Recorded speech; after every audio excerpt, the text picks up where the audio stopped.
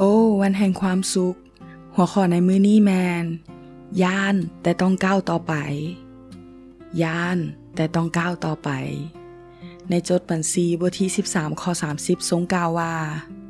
แต่กาเลบได้บอกประชาชนที่กำลังจมให้ใส่โมเสนั่นให้พวกเขามิดแล้วลาวก็เว้าต่อไปว่าให้พวกเขาเข้าโจมตีเดี๋ยวนี้โลดและยึดเอาดินแดนพวกเขามีกำลังเข้มแข็งพอที่จะตีชนะพวกเขาได้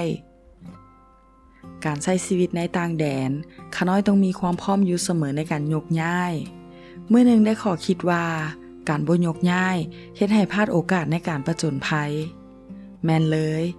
ชาวอิสราเอลกำลังผจญภัยอยู่ในดินแดนของชนชาติต่างๆและเตรียมตัวที่จะก้าวเข้าไปสู่ดินแดนกานาอัน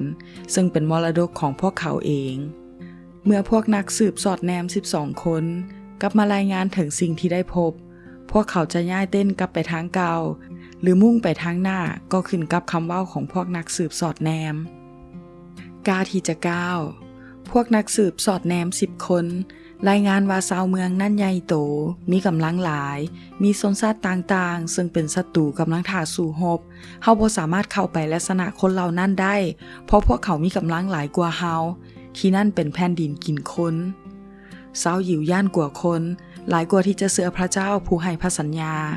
พวกเขายินดีที่จะหวนกลับไปอียิปต์อีกคือกับผู้เชื่อบางคนที่รู้สึกย่านและบ่มั่นใจในการทรงนำจากพระเจ้าจึงหันกลับไปทางเก่าผู้ที่มีความย่านจะไปใส่บ่ได้เลยท่านกำลังย่านสิ่งใดจึงบ่กล้าเฮ็ดกล้าที่จะไป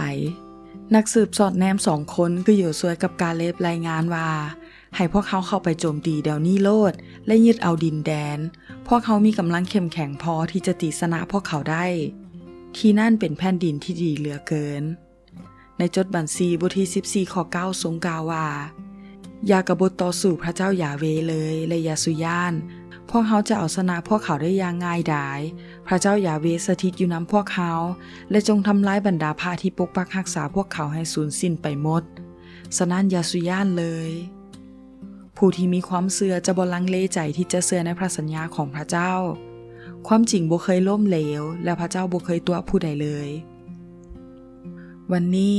เมื่อตัดสินใจเดินในทางของพระเจ้าแล้วอาจมีบางครั้งที่รู้สึกย่านกลัวแต่ก็ต้องก้าวไปต่อให้ได้โดยยึดมั่นในพระสัญญาที่พระเจ้าให้มาแล้วจงใช้ความเชื่อนำหน้าอย่าได้ย่านชาวแผ่นดินโลกและอุปสรรคใดๆเพราะพระเจ้าได้เตรียมสิ่งที่ดีและคอยท่าให้ทานเข้าไปกินและดื่มในเพลงสรรเสริญบทที่31ข้อ19และ24ทรงกล่าวว่าคุณความดีของพระองค์นั้นประเสริฐล้ำเลิศหลายพระองค์รักษาไว้สำหรับผู้ที่ให้เกียรติพระเจ้าทุกคนก็ฮู้ว่าพระองค์เลิศล้ำส่ำใดทรงคุ้มครองให้ความปลอดภัยแก่ผู้ที่วางใจในพระองค์จงกล้าหาญและพระองค์จะประทานใจอันเข้มแข็งแก่ทุกคนที่มีความหวังใจในพระเจ้ายาเวจงเลือกเสียวันนี้ว่าจะอยู่ในความย่านหรือกล้าที่จะก้าวออกไป